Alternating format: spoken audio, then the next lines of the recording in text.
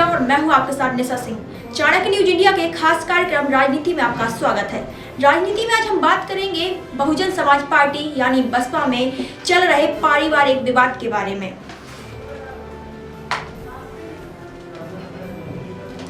मायावती के ऑफर को आकाश आनंद के पिता ने ठुकराया, नेशनल कोऑर्डिनेटर बनने से इनकार, भाई से जिम्मेदारी वापस ली। बहुजन समाज पार्टी यानी बसपा में शुरू हुआ पारिवारिक विवाद अब बढ़ता जा रहा है। मायावती जी के भतीजे आकाश आनंद से अनबन के बाद अब भाई आनंद कुमार से भी अनबन बन रही। मायावती ने 3 दिन पहले भतीजे आकाश आनंद को नेशनल कोऑर्डिनेटर पद से हटा दिया था। इसके बाद उनके पिता आनंद कुमार को जिम्मेदारी सौंपी थी। हालांकि आनंद कुमार ने नेशनल कोऑर्डिनेटर पद पर काम करने से इनकार कर दिया। इसके बाद मायावती ने उनसे जिम्मेदारी वापस ले ली है। बुधवार सुबह मायावती ने एक्स पर 2 पोस्ट किए। इसमें लिखा, आनंद कुमार ने एक पद पर काम करने की इच्छा जाहिर की, इसलिए वह पार्टी के राष्ट्रीय उपाध्यक्ष पद पर बने रहेंगे, जबकि नेशनल कोऑर्डिनेटर के पद की जिम्मेदारी उनसे वापस ली जा रही है। इसके अलावा मायावती ने पार्टी में कई बड़े फेरबदल का ऐलान किया है। सहारनपुर के रहने वाले रणधीर बेनीवाल को नेशनल कोऑर्डिनेटर की जिम्मेदारी सौंपी है। मायावती ने कहा, अब राज्यसभा सांसद रामजी गौतम और रणधीर बेनीवाल दोनों पार्टी के नेशनल कोऑर्डिनेटर के रूप में मेरे निर्देशन में काम करेंगे। इससे पहले आकाश के ससुर और फिर उन्हें पार्टी से निकाल दिया था। 2 दिन पहले मायावती ने अपने भतीजे आकाश आनंद को पार्टी से निकाल दिया था। कहा था आकाश को पक्षपात करके अपनी परिपक्वता दिखानी थी, लेकिन आकाश ने जो प्रतिक्रिया दी वह राजनीतिक मैच्योरिटी नहीं है। वो अपने ससुर के प्रभाव में स्वार्थी अहंकारी हो गया है।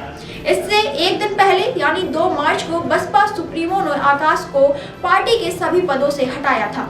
कहा था कि वो उनका उत्तराधिकारी नहीं है। मेरे जीते जी और आखिरी सांस तक पार्टी में मेरा कोई उत्तराधिकारी नहीं होगा। मेरे लिए पार्टी और आंदोलन सबसे पहले है, परिवार और रिश्ते बाद में आते हैं। जब तक मैं जीवित रहूंगी तब तक पूरी ईमानदारी से पार्टी को आगे बढ़ाती रहूंगी। आकाश को 15 महीने में 2 बार उत्तराधिकारी घोषित किया गया, लेकिन दोनों ही बार हटा दिया गया। उन्हें सबसे पहले 10 दिसंबर 2023 को उत्तराधिकारी बनाया। 7 मई 2024 को गलत बयानी की वजह से सभी जिम्मेदारियां छीन ली गईं। 23 जून 2024 को आकाश को फिर से उत्तराधिकारी बनाया और नेशनल कोऑर्डिनेटर की जिम्मेदारी भी सौंपी, लेकिन 2 मार्च 2025 को उनसे फिर सारी जिम्मेदारियां छीन ली गईं। 3 मार्च को उन्हें पार्टी से ही बाहर कर दिया गया। आकाश आनंद पहली बार 2017 में सहारनपुर की एक जनसभा में मायावती के साथ दिखे थे। इसके बाद वह लगातार पार्टी के लिए काम कर रहे थे। 2019 में उन्हें नेशनल कोऑर्डिनेटर बनाया गया। यह फैसला तब लिया गया जब सपा और बसपा का गठबंधन लोकसभा चुनाव के बाद टूटा। 2022 के हिमाचल विधानसभा चुनाव में पहली बार आकाश आनंद का नाम स्टार प्रचारकों की लिस्ट में आया। आकाश ने लंदन से मास्टर ऑफ बिजनेस एडमिनिस्ट्रेशन की पढ़ाई की है। आकाश की शादी बसपा के पूर्व राज्यसभा सदस्य अशोक सिद्धार्थ की बेटी डॉक्टर प्रज्ञा से हुई है। मायावती ने 20 दिन पहले यानी 12 फरवरी को भतीजे आकाश के ससुर अशोक सिद्धार्थ और उनके करीबी नितिन सिंह को भी बसपा से बाहर कर दिया था। यह एक्शन संगठन में गुटबाजी और अनुशासनहीनता पर लिया था। बसपा प्रमुख ने कहा था कि दक्षिणी राज्यों के प्रभारी रहे डॉक्टर अशोक सिद्धार्थ और नितिन सिंह चेतावनी के बाद भी पार्टी में गुटबाजी कर रहे थे। इन्हें पार्टी विरोधी गतिविधियों में लिप्त होने के चलते तत्काल प्रभाव से पार्टी से निष्कासित किया जाता है। अशोक सिद्धार्थ पेशे से डॉक्टर रहे हैं। नौकरी छोड़ने के बाद वह साल 2008 में बसपा में शामिल हुए थे। मायावती ने 2009 में उनको MLC बनाया। इसके बाद 2016 से 2022 तक वह राज्यसभा के सदस्य भी रहे। एक समय तक वह मायावती के सबसे खास माने जाते थे।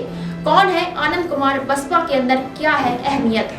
आनंद कुमार मायावती के सबसे छोटे भाई आकाश आनंद के पिता हैं।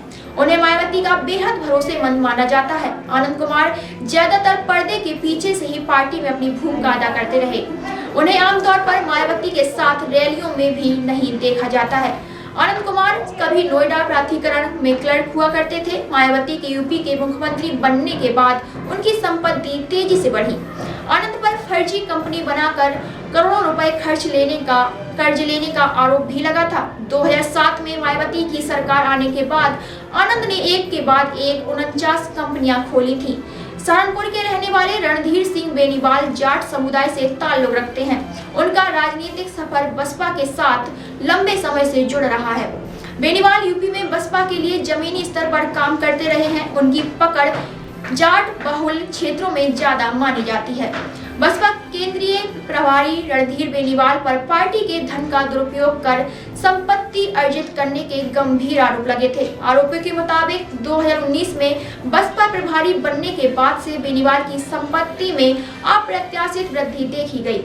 उन पर सहारनपुर में 2 महलनुमा घर, ITC रोड पर 2 मंजिला शोरूम, 4 महंगी गाड़ियां और कई भूखंड खरीदने के आरोप लगे थे, जिनकी कुल कीमत लगभग 10 करोड़ रुपए बताई गई थी। आज की राजनीति में इतना ही। और भी राजनीतिक मुद्दों को लेकर के फिर लौटूंगी। तब तक के लिए धन्यवाद।